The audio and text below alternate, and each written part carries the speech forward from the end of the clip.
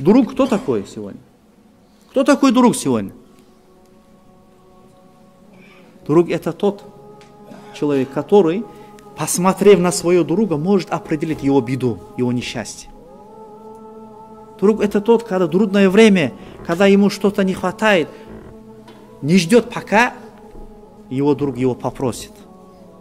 Друг это тот, когда какая-то беда постигает, первый бывает. Не тот друг, который сегодня собирается в кафе, хихи-ха-ха, и на этом заканчивается.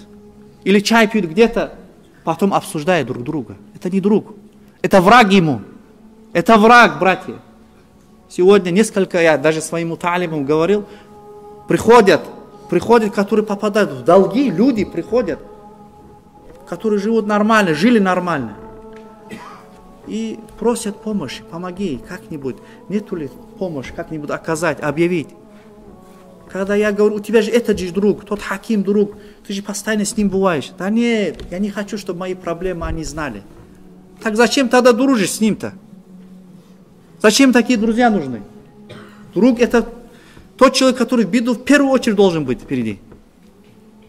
Поэтому, если мы по исламу хотим дружить, братья мои, по исламу, если я хочу с Абдурахманом, допустим, подружиться, я должен в первую очередь подумать, я смогу ли ему полностью хак дружбы отдать или нет.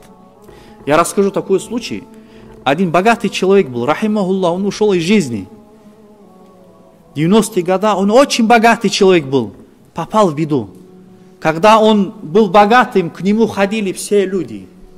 Ходили, много друзей у него было, постоянно застолье бывало у него. Постоянно его уважали везде. С его именем гордились. Он попал в беду. Все деньги ушли у него.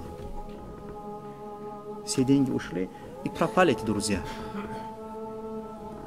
Друзья его оставили. И рассказывают, очевидец рассказывает. Однажды он вышел со своего дома, стоит на улице. Проезжает один друг, который постоянно с ним бывал. Посигналил и уезжает, не остановившись. И он из себя вышел и кричит: эй, я разбогател, давайте обратно, вернись ко мне, разбогател. Начал кричать. Эти не друзья, братья.